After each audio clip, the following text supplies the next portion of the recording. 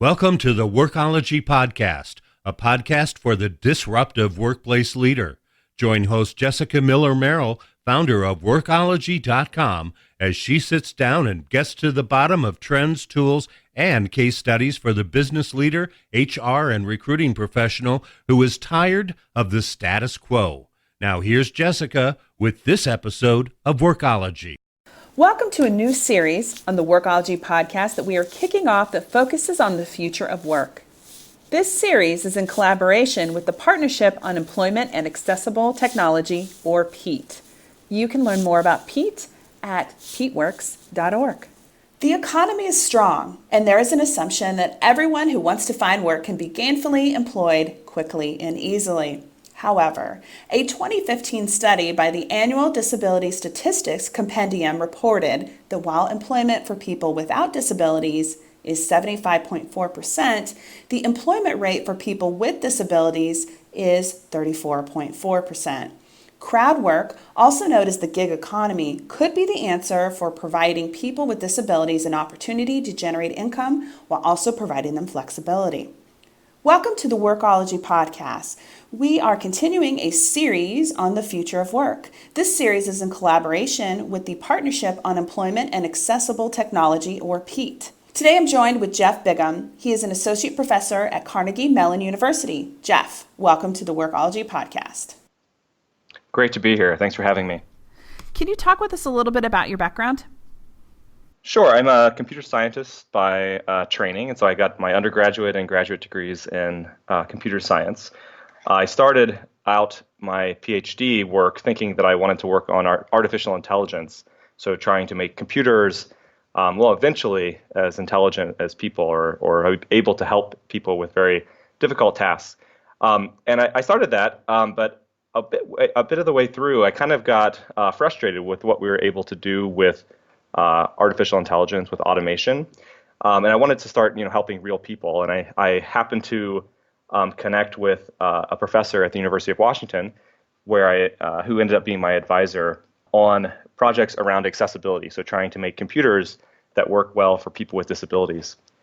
And this, it turns out, was a really great way for me to bring in the work that I was really excited about technically, the artificial intelligence work, into real tools that helped real people, in this case, people with disabilities. And the way I think I got connected with this is that I also kind of eventually got frustrated with what the artificial intelligence technology would allow us to do when we were building tools. And so I started augmenting what we were doing with the computer with the intelligence of real people, so people we would find out on the web, who we could pay a little bit of money to kind of make our computers smarter. And so, algorithms wouldn't have to just be what the computer could do. They could also be what the computer with people on the web could do to support people with disabilities. And so this ended up eventually being called human computation or crowdsourcing. And in the last few years, it's really connected with this idea of the gig economy, where you hire people for small amounts of time to do bits of work for you. And so I guess that's kind of my background, a short abbreviated version of how I got here. Great. And thank you for kind of setting the stage, because we are talking about the gig economy and accessibility. Can you talk a little bit more about your research and some of the work that you've done? Because I'll have some links in the transcript of the podcast, but it's very interesting around the hearing impaired and the sight impaired. Yeah, sure. So some of the first projects that I did at the intersection of computer science and the gig economy were around supporting people who are blind. And so we had an iPhone application that a blind person could use to take a picture of something they'd like to know about, ask a question of what they'd like to know, and then we would get an answer back to them within about 30 seconds. And so this was an application called VizWiz, and it was up on the App Store. We had about 10 or 15,000 users, and they asked over 100,000 different questions. And what was interesting about it, as you might have guessed, is that we weren't doing this with computers alone, because even though computer vision, which is kind of the field that tries to do that sort of thing automatically, has gotten a lot better, it can't yet answer arbitrary questions about anything in the world. And so we were recruiting people from the web, paying a small amount of money for a small amount of their time to answer these questions.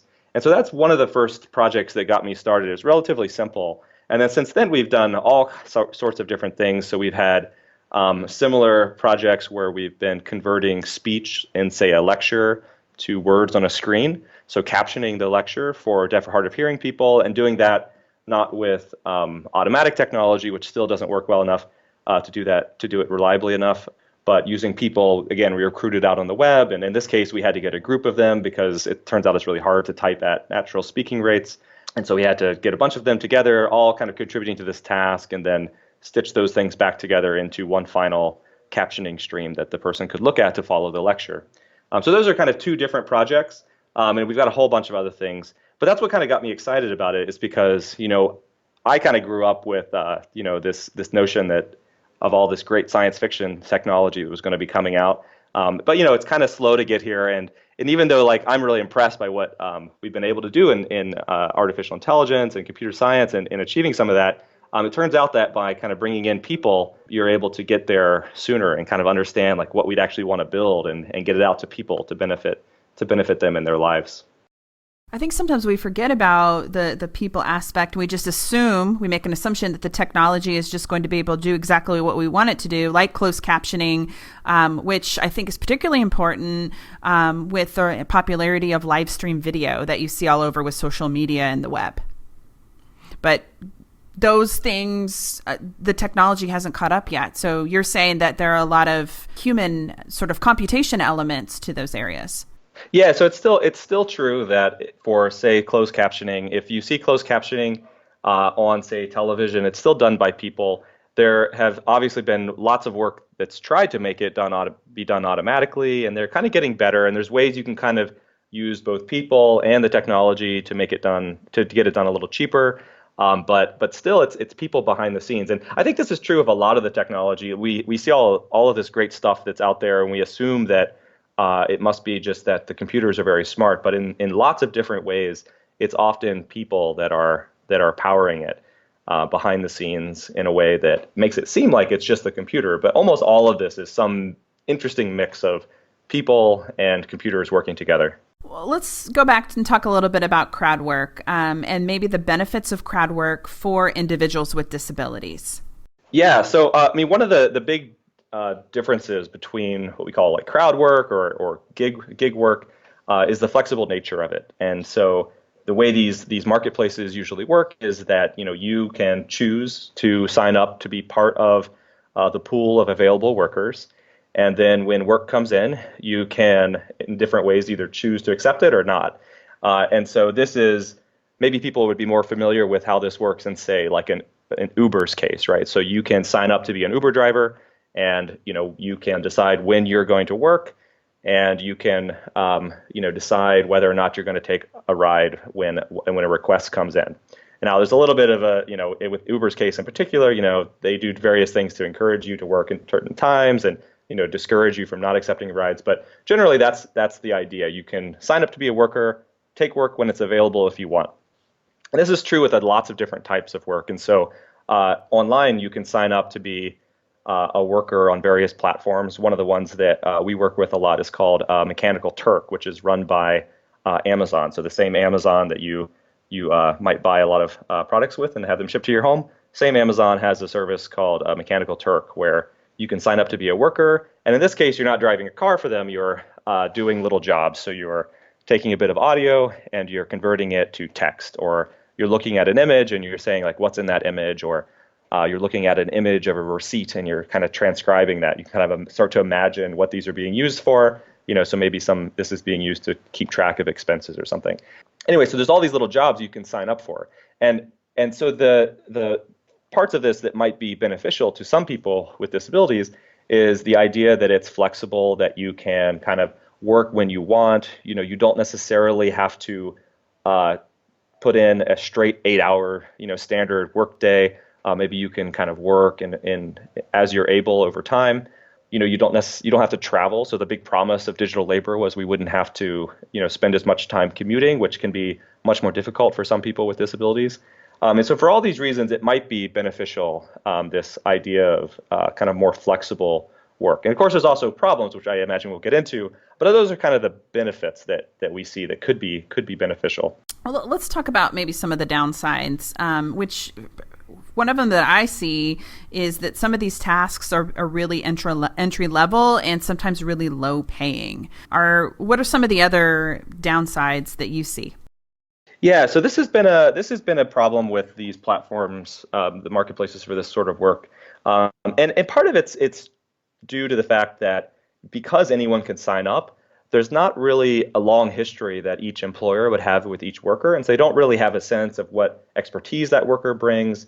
They really can't as easily put up jobs that require certain expertise or knowledge about the employer or the work that's being done. And so in general, it's been kind of the lower level work. There's various efforts to try to improve this, so to push more toward the expert work, so to enable employers to have a better sense of who they're hiring, to even enable workers to kind of have a longer history or build a longer history with employers.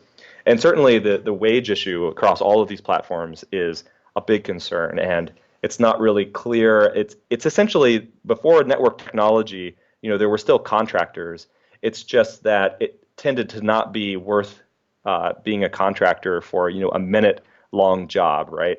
It wouldn't have really made sense. But now with network technology, it's actually pretty easy to connect to a worker who's willing to do a minute long job for you. And unfortunately, our legal framework has not quite caught up to that, right? So one difference between a true contract worker and a traditional worker is, there's not the same types of guarantee of pay and benefits and things like this. And we're already seeing this kind of shakeout, where maybe certain types of gig labor is not actually contract, and the courts are kind of figuring that out. I hope that we figure out some of that, because I think there's a lot of promise, and we kind of talked about the benefits. And these are problems for kind of everyone who would be a crowd worker. I think that people with disabilities face a couple of other interesting challenges. So in particular, it turns out that one nice thing about traditional work, at least in the United States, is that if you have a disability, you can request and are guaranteed certain types of accommodations from your employer. This is not as easily true with the gig work, where if you're working with somebody for just a minute or two, it's not really clear who's responsible for providing accommodations. We're also seeing, because kind of anyone can just post work, and it goes up for a little while and comes back down, we're seeing that a lot of that work is created and kind of presented in a way that is not accessible, so that people with certain disabilities cannot do it, even though they'd be perfectly capable of doing the work. And so there's these different challenges, and it's kind of difficult to even get a handle on it, because as opposed to a large company where you could go, if you saw over time a pattern of that large company not accommodating people with disabilities as they are required to do, you could actually go talk to that company. You could potentially even go through legal means to try to force them to do what they're supposed to do. But with these short jobs where people post things and take them down, it's really difficult to even know who to talk to, or to have the chance to find the time to do it, so that they're just up there for a little while. And so it presents these new problems. And I think this is something we're still getting a handle on. But I think it's really important to get ahead of, because we believe, and it seems as though this sort of work is and will continue to become more and more popular. Maybe not everyone will be a Mechanical Turk worker, but it seems like the idea of flexible labor is really attractive to employers. And so we imagine that they're going to try to keep pushing this to be more and more of their workforce. And so we need to get ahead of it from lots of different means, both the kind of how do we bring in some of the nice qualities of traditional work into this, like building expertise over time, guarantees of pay, other things like that would apply to everyone. And then also things like, how do we make sure that people with disabilities in particular are not shut out of this increasingly big part of what work is? I think this is a interesting dilemma. I do really hope that public policy, right? Like, we'll have some law or some court decisions that might help influence us to move in that direction. But I would also like to see companies say, if I'm maybe using a Mechanical Turk or some of these other web-based platforms that are focused on the gig economy, maybe really taking some time and putting some effort into thinking about how they can make their gigs or their projects or tasks attractive to people with disabilities so that they're kind of helping to further this area.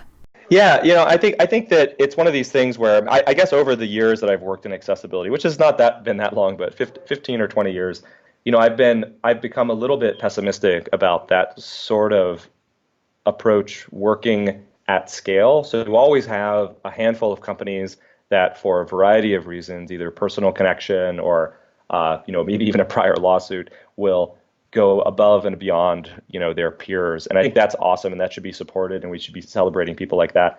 But in general, I think that there's still lots of reasons why it doesn't happen, like lack of awareness, and we can try to build awareness, but lack of awareness, or, it's always seen as, even though I think there's arguments against this, that, it's this extra cost that, a company claims they cannot afford, or it's something that they intend to do, but they'll get around to it later. And so I think that it's hard, and even the changing policy doesn't necessarily change this. I mean, there's policy, but then there's enforcing that policy. There's kind of interpreting what it means to be accessible and at what point it needs to be accessible and who it needs to be accessible to.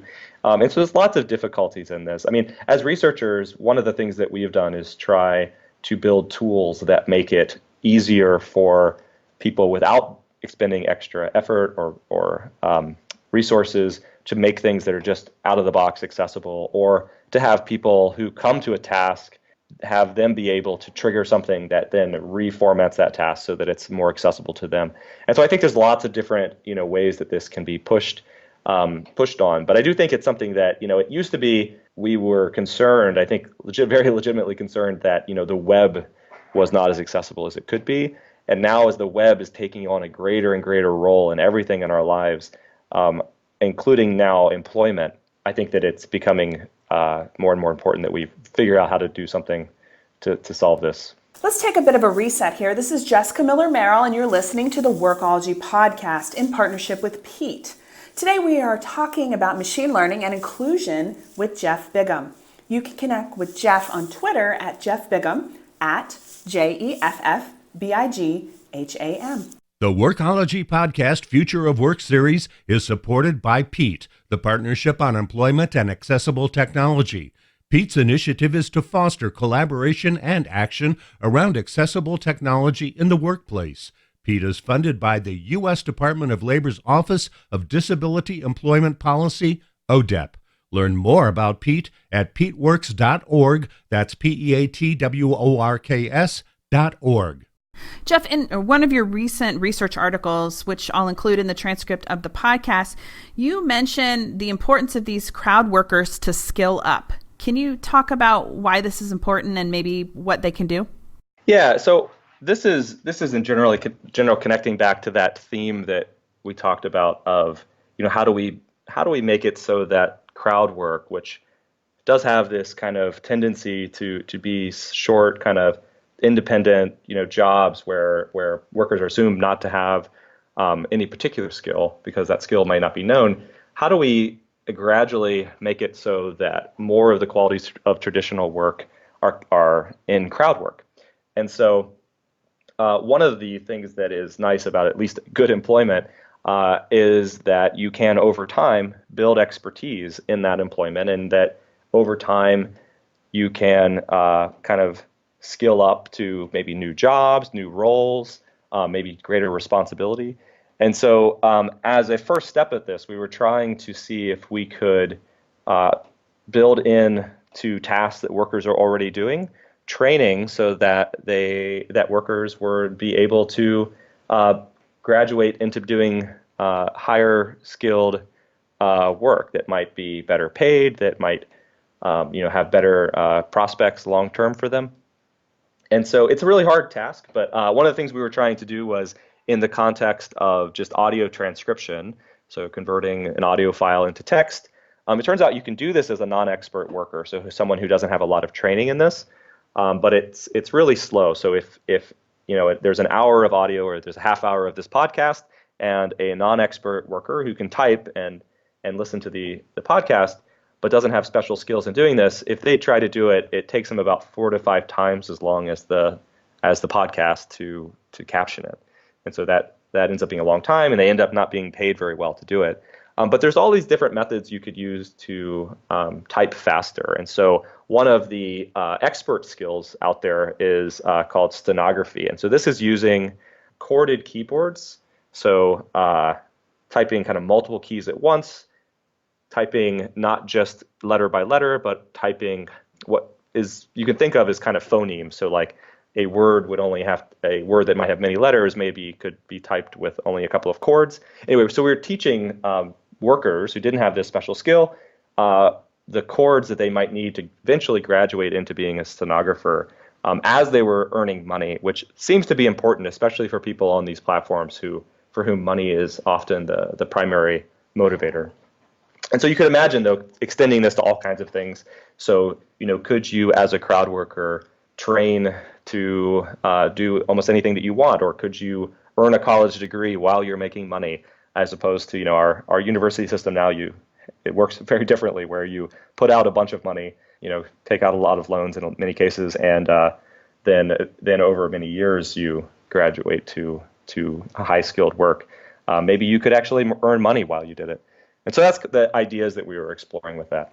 And I would think that as an employer or a company who is working with gig workers, if you found someone that was reliable, completed their tasks on time, and did high quality work, that you would want to encourage them to skill up to be able to do more work for you because of your track record for success. Yeah, and I think some of it's just building in the tools that will allow employers to even track things like that. So the way that many of the platforms are set up right now, it's difficult to tell, who's really doing a good job. You can figure it out if you put in effort. But one of the reasons why people put work up on crowdsourcing platforms now is because there's a lot of work to do. I mean, a very standard type of task is, I might have 1 million images that I need labeled, and I put them up on crowd platforms so that I can get them all labeled reasonably quickly. The problem once you get to that scale is not only don't you have the internal resources to do the work all yourself, you also may not even have the internal resources to evaluate all of that work, at least in a kind of manual way in which you might easily recognize the best workers. Certainly, people build up models of what workers seem to be doing the best job over time, and they try to recruit those workers again. But then they may not even have a good idea. And this is part of, I think, where the research is important of, well, what's the next step? Like, what's the ladder that will take this worker who's doing maybe a relatively low-level image labeling task? What's the ladder that gets them to a more interesting, expert skill over time? And so I think that's kind of where we're trying to still figure things out. Do you think that's the responsibility of the web-based platform to be able to help make suggestions on how to skill up or kind of like the next sort of level of expertise, or is it the responsibility of the employers? It's a good question. I mean, I think that many of us are thinking about kind of the ethics of this sort of employment. And it seems like in practice, the platforms would have a much better opportunity to be able to do something here because, an employer, depending on, how they use the platform, may not even have work at the different levels of skill. They may only have a job, here and there. And so they may not even get the kind of experience with a worker over time that you'd need to make such judgments. And so I think in practice, it might need to be the platform. It's a different question to ask, should they and who's responsible and these sorts of things. And I do think the platforms should be both for, it being the right thing and also just for their long-term interests, think a lot more about workers and how they can better support workers, make sure that they're treated fairly and all of these things. And so I guess from that perspective, it seems like it almost has to be the platforms and, probably should be the platforms as well. I think as competition amongst platforms grow, right, though they're more and more every day trying to get the interest level of the gig workers to come on over, submit their profiles, it would behoove them to help those individuals skill up in those areas so that they can keep having the best, highest quality workers with the best skill to offer to these employers? Yeah, and I think part of it is, I think there's two sorts of people that the platforms are trying to attract. One is they're trying to attract the workers, and the other is they're trying to attract the employers. And you can probably see in the near term interests of the company that's trying to do this, they probably see attracting the employers who are paying the money as being the best for their best use of their time. But I agree that over the longer term, it seems like attracting good workers, keeping workers happy, making sure that they are improving and feel satisfied with the platform. It seems like that's the long-term win. What are some ways that you're seeing in terms of these web-based platforms that are making their systems and software and technology more accessible to individuals with disabilities? Well, I haven't seen a lot. I think there was one fun example where I think there was an early story about how there was a Uber driver who was deaf, and it got a lot of popular press. And I think it was one of especially the more positive press that Uber has gotten. And so Uber has now put into their app various support for drivers who are deaf. And so if you get a driver who is deaf, there's an alert you get on your phone, and it says, just a heads up, your driver is deaf. And there's support for you to communicate back and forth with the driver. And so I think that's a really interesting thing. I mean, I think it happened, my opinion is that it happened because they just happened kind of accidentally. Maybe Uber didn't even expect it, but then it did happen, and people saw that as a really positive thing. And then when Uber saw that, and they built it into their app because of that. And so I think there's probably more examples of this sort of kind of ad hoc, kind of accidental, stories developing into support. But I would definitely like to see a lot more. I mean, I think that most of the platforms really haven't done much of anything to support people with disabilities in particular, and especially, when the platform allows requesters to submit jobs in whatever form they want. There's very little feedback that those requesters or employers get about what's accessible, what's not, what's the expectations for the platforms. And so I think there's these point examples, but really we need to be doing a lot better.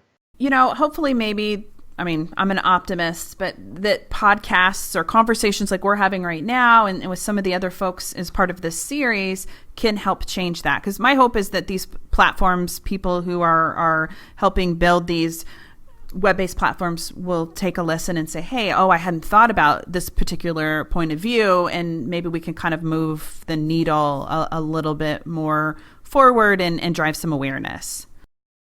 Yeah, I think that would be wonderful. I do want to ask you about some of your research, because I thought this was really interesting work that you're doing, and one of your research was focused on study participants who were blind, and they had different responsibilities and tasks that they were required to complete. But if they didn't complete the tasks on time or at a particular level, they placed blame on themselves for failing to complete the task instead of looking at the lack of accessible technology that was for the individuals to be able to use. What suggestions do you have in terms of maybe technology or ways to help increase the performance and productivity for the people with disabilities from your work? Sure. Yeah. So there's been a lot of work that has explored how to make the web more accessible and more usable for everyone, and including people with disabilities. One of the first steps is there are these great guidelines that are put out by the W3C, the World Wide Web Consortium, the WCAG, WCAG. So these are basic things that you can do if you're creating a web page that can make sure that, at least in theory, people with disabilities will be able to access the web page and use it. Where it gets tricky and where we're probing with our research is when the page maybe is technically accessible, or maybe it's not, but there's a usability problem that prevents people with disabilities from being able to not only accomplish their task, but actually figure out what's going on. So in the example you mentioned, what we were exploring was this concept of kind of not knowing what you don't know. And so if you go to a web page, it's often kind of tricky to know if you're unable to complete a task that you expect to be able to do on that web page, then is that because of the information maybe not being there being there at all? Is it because you can't figure out how to do it? And if you happen to be a person with a disability, or in our case, in that study, a person who's blind, is it because the information that you would need to complete the task is actually hidden from you or is inaccessible? So maybe a blind person, very often does not use a mouse because you can't see the cursor. And so maybe you have to interact with the web page using the mouse. And so it's there, but you wouldn't know it's there because you would have to use a mouse to figure out that it's there. And so we were kind of probing at that issue. And I think it pushes this understanding of what accessibility is to being as much often about usability as it is accessibility. And so unfortunately on the web, we're still at the stage where we can't get people to do even the basic things reliably to make their web pages accessible. But we're still pushing to understand, well, what are in practice are the problems that people run into, how might we solve those, that sort of thing. Well, this has definitely been enlightening for me, and I'm thinking about my own website and the different things that I might be able to do to make it more accessible to all different kinds of people and their backgrounds. So I appreciate your time today. Where can people go to learn more about you and what you do? So my webpage is my first and last name, jeffreybigham.com. So that's a great place to start. We have all of our research papers up, open, so that you can read them if you want, and a bunch of fun videos too about the projects we've worked on. So I'd say people should start there. Awesome. Well, thank you so much for taking the time to talk with us. Appreciate it. Great. Thank you so much. Inclusion comes in all forms, and I'm inspired by Jeff's research as well as others and the technology that supports these efforts. As the gig economy continues to grow and the war for talent becomes even more competitive, companies will need to look beyond the traditional way of hiring, recruiting, and employment for all types of individuals, including people with disabilities.